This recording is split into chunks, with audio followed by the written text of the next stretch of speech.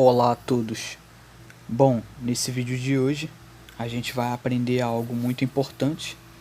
A gente vai analisar trechos de Efésios capítulo 2 e Romanos capítulo 9 na Bíblia. E a gente vai chegar à conclusão lógica que esses textos nos mostram claramente a predestinação e a soberania divina, porque a predestinação é uma doutrina bíblica, chave e importante para entender as escrituras, e a soberania divina é algo também que você lendo as escrituras fica bem claro isso, que a soberania divina ela está acima de tudo. Ou seja, o mal só acontece com a permissão do Criador. O Criador ele endurece quem ele quer. E o Criador predestinou pessoas à salvação, certo? E pessoas à condenação, provavelmente. Existem vasos de ira, vasos de honra, como eu já falei outras vezes aqui no canal. Mas vamos lá, vamos por partes. Bom, então vamos começar aqui com Efésios capítulo 2. Vocês podem conferir aí na Bíblia de vocês, eu vou ler aqui. Então vamos lá, Efésios capítulo 2, do versículo 1 em diante.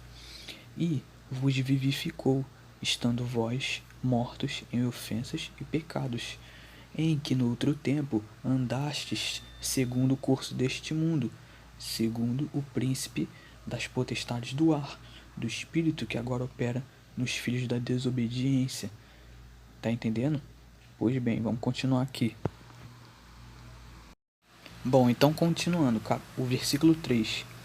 Entre os quais todos nós também antes andávamos nos desejos da nossa carne, fazendo a vontade da carne e dos pensamentos, certo? Isso é lógica, quando a gente está em pecado, a gente faz a vontade da carne e dos pensamentos, certo?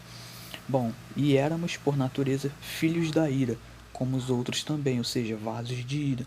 Como eu falei, existem vasos criados que foram criados para redenção, vasos que foram criados para destruição, tudo para cumprir o propósito perfeito do Criador dos céus e da terra.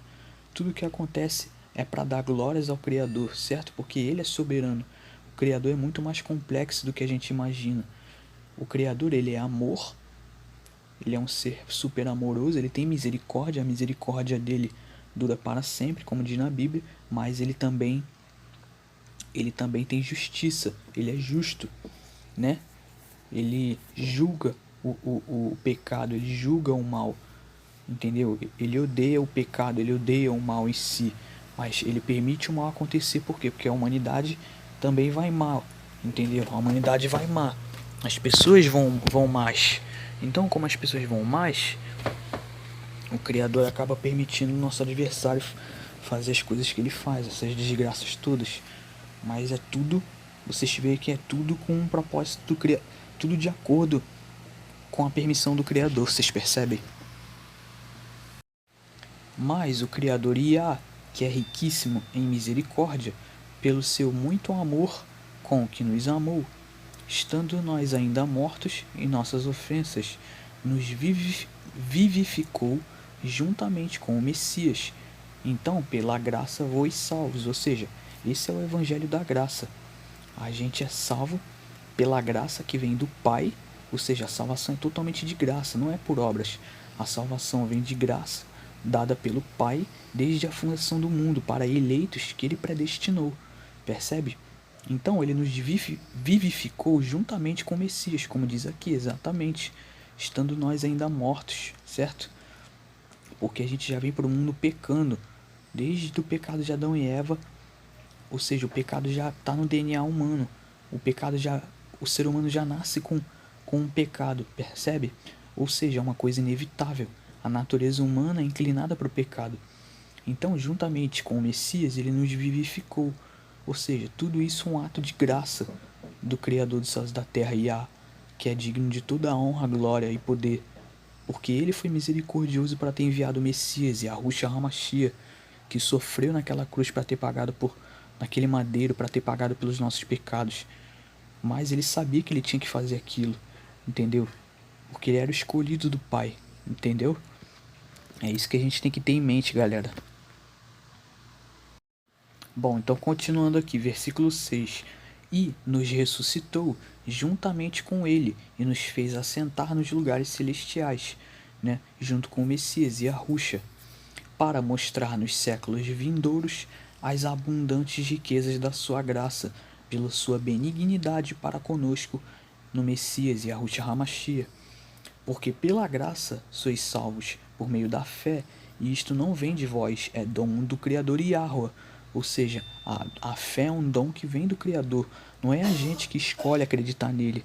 Não é a gente que escolhe crer nele, se arrepender e crer nele para buscar salvação. Isso é uma coisa que vem dele, percebe? Ou seja, pelo fato de você crer no Criador, pelo fato de você crer no que está na Bíblia hoje, agradeça a ele, porque isso veio dele. Então, isso vem do Criador, é dom dele. Isso não vem das obras, para que ninguém se glorie. Ou seja, não é obras que vai te fazer ser salvo, entendeu? O que vai te fazer ser salvo é a graça do Criador, porque a salvação, toda a glória da salvação tem que ser dada ao Criador, percebe? Ele é dono de toda a honra e toda a glória, porque a salvação só pertence a ele, porque nenhum de nós merecemos a salvação se a gente for pensar pelo lado mais racional e lógico. Nenhum de nós merecemos nada disso, percebe? Somos seres que já nascemos pecadores. A gente já nasce sobre uma conduta totalmente diferente da conduta que o Criador quer que a gente siga, porque ele é um ser divino, ele é um ser incapaz de errar. Já a gente tem uma natureza falha, entendeu? Então, é uma questão complexa, mas a gente tem que prestar atenção nisso, galera. Aqui no versículo 10 diz: porque somos feitura sua, criados no Messias e Yahushua para as boas obras, as quais o Criador Iá preparou para que andássemos nelas. Em outras traduções, aqui tá escrito assim, ó. Nesse mesmo versículo está escrito: as quais o Criador de antemão preparou para que andássemos nelas. Ou seja, se ele preparou de antemão, então tudo indica o que? Tudo nos leva a crer, tudo nos dá a entender o seguinte, que ele predestinou tudo isso. Ou seja, as veredas, né? As veredas do Criador, as veredas verdadeiras, né? Ele preparou as veredas para que a gente andasse, isso de antemão, as quais o Criador preparou para que andássemos nelas, os caminhos retos, os caminhos da justiça, da bondade, da retidão, né? Os caminhos corretos que o Criador assim quer, assim espera que nós, né? Assim, que nós praticamos, né? Ele quer que a gente pratique o que está na palavra, entendeu? Porque sem praticar, a nossa fé, infelizmente, é uma fé morta, percebe? Então, o mais importante é botar a palavra em prática sempre. Por mais que seja difícil, mas a gente tem que tentar sempre fazer as coisas certas e colocar o Criador Iá na frente de tudo e dar glórias a ele por tudo, certo? Essa é a coisa mais importante. Bom, agora nós vamos para Romanos. Romanos capítulo 9, versículo 11 em diante diz: porque não tendo eles ainda nascido, nem tendo feito bem ou mal, mas para que o propósito do Criador, segundo a eleição, preste atenção nessa palavra, segundo a eleição, ficasse firme, não por causa das obras, mas por aquele que chama. Então foi-lhe dito a ela: o maior servirá ao menor. Como está escrito: amei a Jacó e odiei a Esaú. Pergunta: por que o Criador amou a Jacó e odiou a Esaú? Porque a gente sabe que o primogênito aqui é Esaú. Esaú veio primeiro. Mas por que o Criador amou a Jacó? Porque isso já foi definido antes da fundação do mundo. Então vocês podem ver que a vontade do Criador está acima de tudo. Porque ele verdadeiramente é soberano.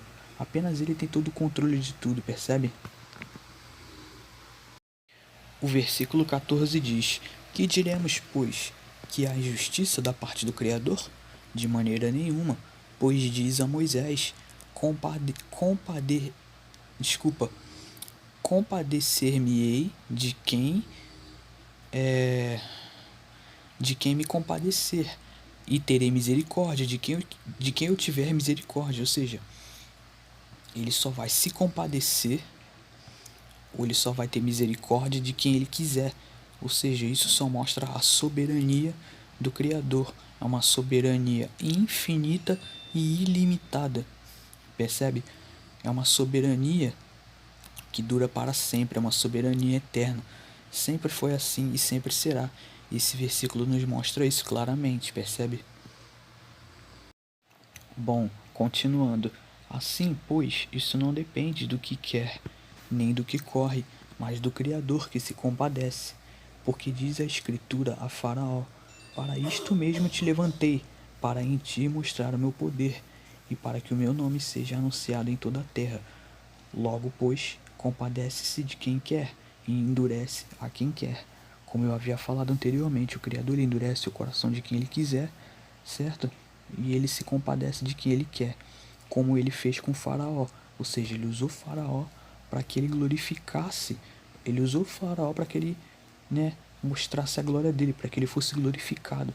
Porque na própria Escritura em Êxodo diz: em cima de Faraó eu serei glorificado no Faraó. Ele diz para Moisés isso, certo? Então, o Criador, ele é justo, maravilhoso, toda a glória seja dada a ele. Aqui a gente vê um versículo que nos mostra a total soberania dele, que tudo ocorre de acordo com o propósito dele, percebe? Porque ele endurece quem ele quer. Bom, então é isso, galera, para encerrar o vídeo de hoje. Espero que tenham gostado, espero que vocês pensem sobre o assunto. Não acreditem 100% em nada do que eu estou falando, apenas confiram nas escrituras, certo? E aqui vai o lembrete de Salmos capítulo 18, versículo 49. Ó Yahweh, eu darei graças a ti entre os gentios e cantarei louvores ao teu nome. Então que toda a glória seja dada ao Criador, e com o vídeo de hoje que a gente perceba que ele tem soberania total e ele predestinou pessoas à salvação, predestinou pessoas para serem eleitas, predestinou pessoas para que elas passassem pelo processo de purificação e redenção. E claro, ele teve misericórdia dos eleitos através do Messias, Yahushua HaMashiach. Bom, muito obrigado a todos que me acompanham, muito obrigado a todos pela atenção. Por hoje é isso, muito obrigado a todos e até mais.